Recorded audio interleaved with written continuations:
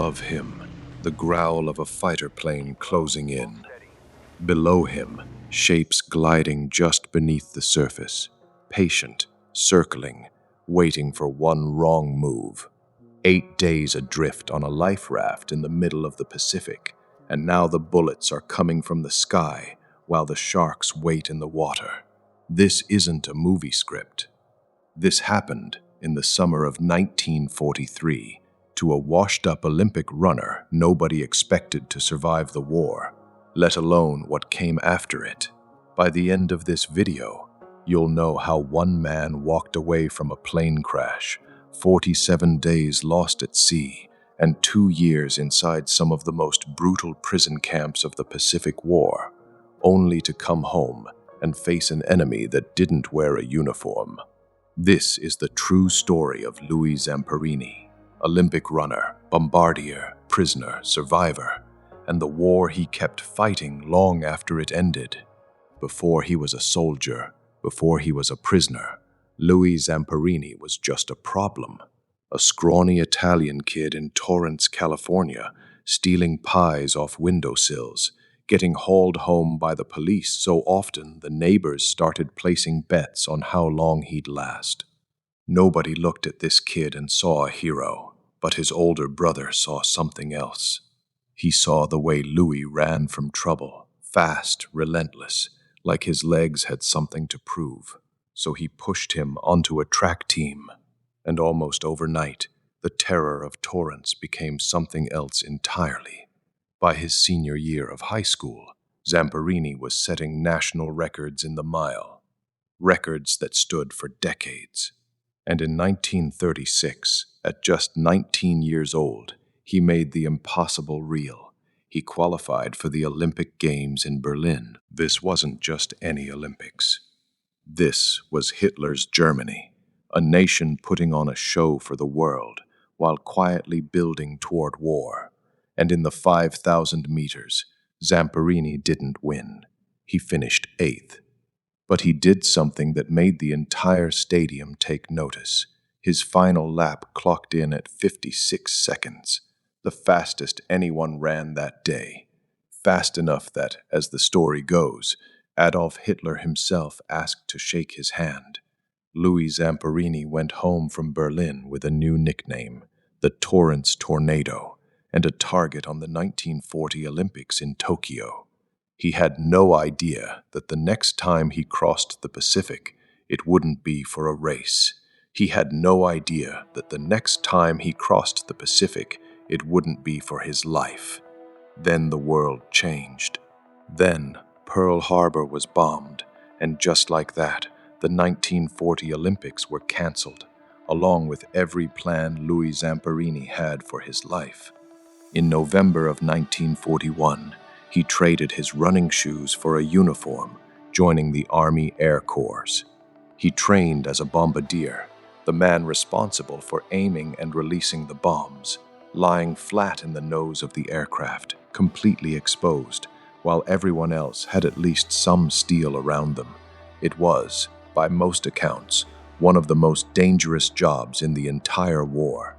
By April of 1943, Zamperini was flying combat missions over the Pacific. And on April 20th, his aircraft, a B-24 bomber nicknamed Superman, took off on a mission against the Japanese-held island of Nauru. It did not go well. Anti-aircraft fire tore into the fuselage. Japanese fighters closed in, guns blazing. By the time Superman limped back to base, the crew counted holes in the aircraft by the hundreds. Some accounts put the number close to 600. The plane was so shredded it never flew again. Zamperini walked away from that mission alive. Shaken, but alive. Zamperini walked away from that mission alive, and if you think that was the closest he'd come to dying in that ocean, you're about to find out just how wrong that is. Because just over a month later, Zamperini would climb into a different aircraft on what should have been a routine search mission. Its name was the Green Hornet, and it would be the last time that plane ever touched land. May 27, 1943. Kualoa Field, on the island of Oahu, late afternoon, just past 6:30. A B-24 bomber called the Green Hornet lifted off the runway, 11 men aboard, headed out over open water on a search mission, looking for a lost aircraft near Palmyra Island. Here's what almost nobody talked about back then.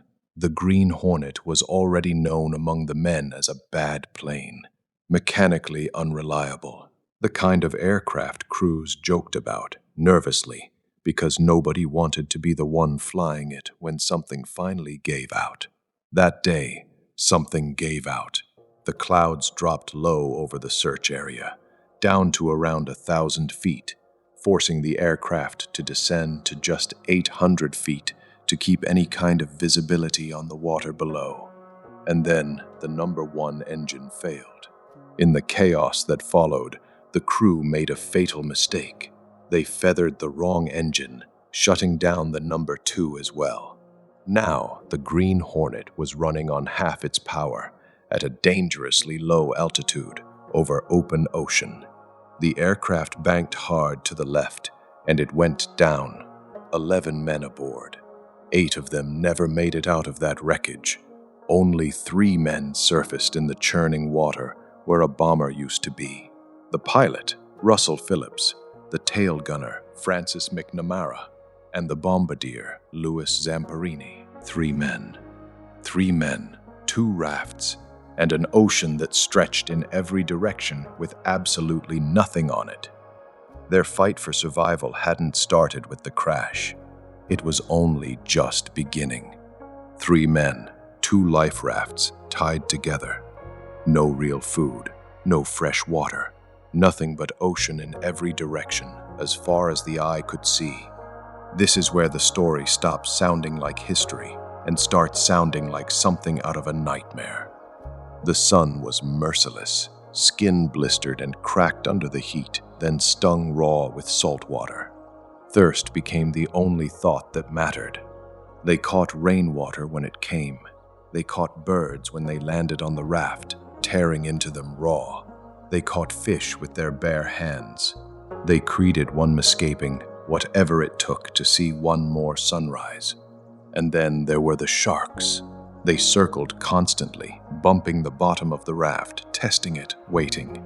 More than once, the men had to fight them off with nothing but their hands and a few makeshift weapons, beating back an animal built to kill, while balanced on a few feet of rubber in open water. If you've never had to fight for your life against something that outweighs you by hundreds of pounds, count yourself lucky. On June 23rd, the ordeal took a darker turn. A Japanese bomber spotted the raft and opened fire, strafing the water again and again. Somehow, all 3 men survived, but their raft didn't. It came back full of bullet holes, slowly leaking, forcing them to patch it together and keep drifting, hunted from above and below. Then, on the 33rd day, the ocean took its first man.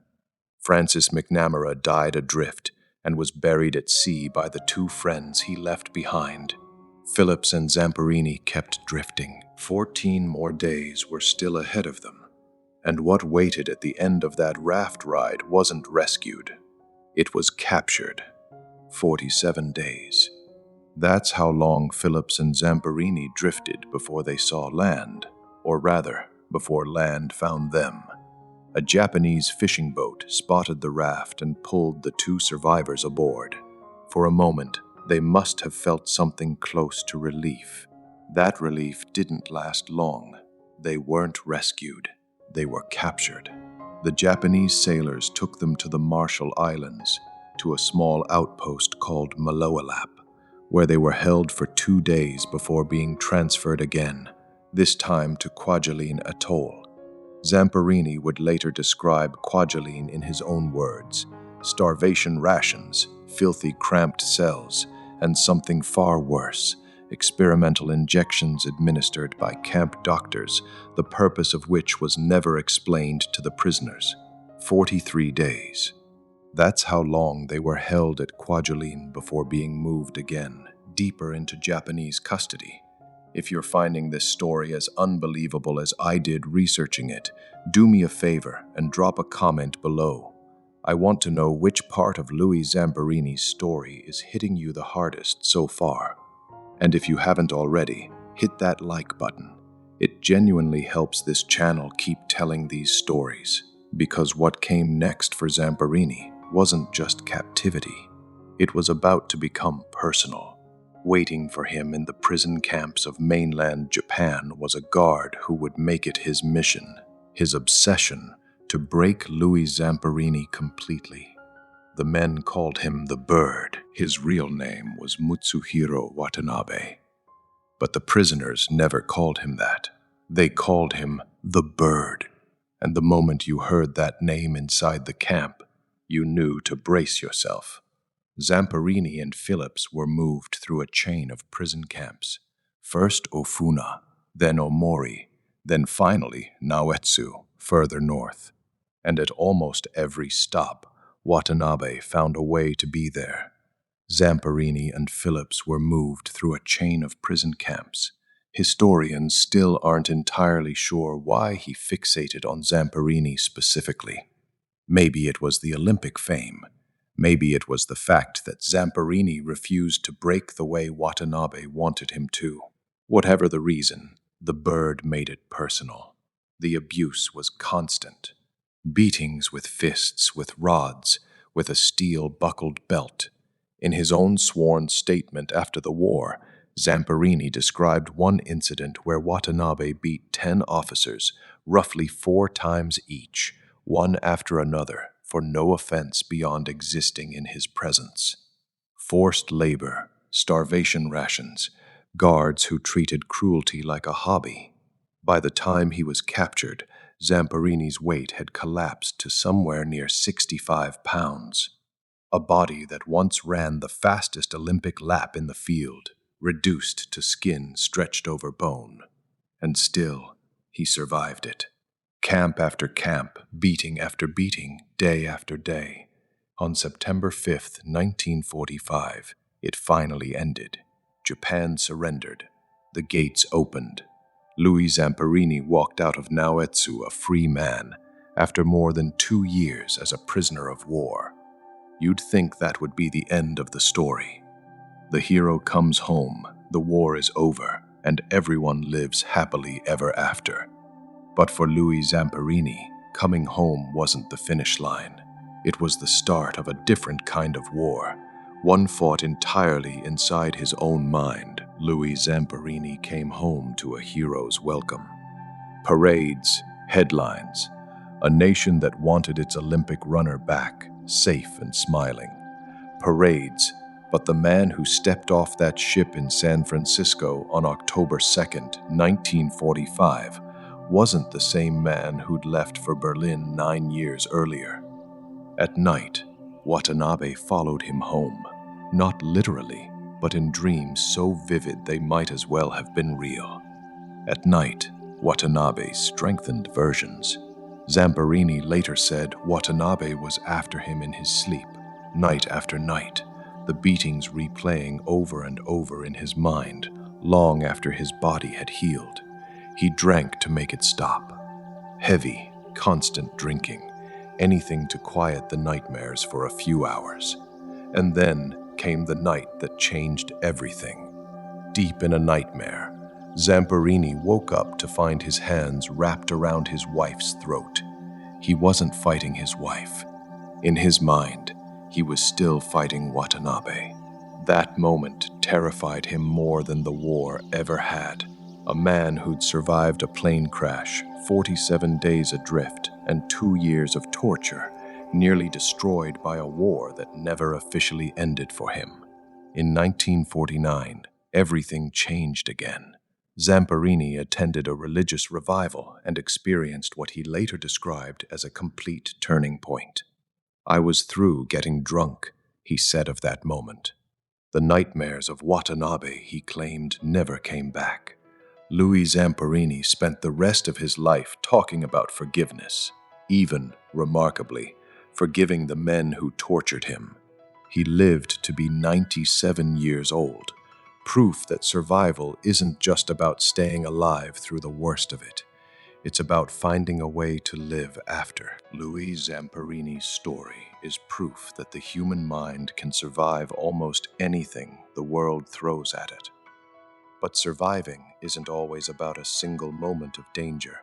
Sometimes it's about enduring longer than anyone thought possible. If you want to see what that really looks like, you need to watch our next, The Man Who Survived 438 Days Lost in the Pacific Ocean. The video is coming up next. If this video kept you watching until the very end, do one thing for me: hit subscribe. Valor Untold Stories brings you true survival stories like this every week, and you won't want to miss what's coming.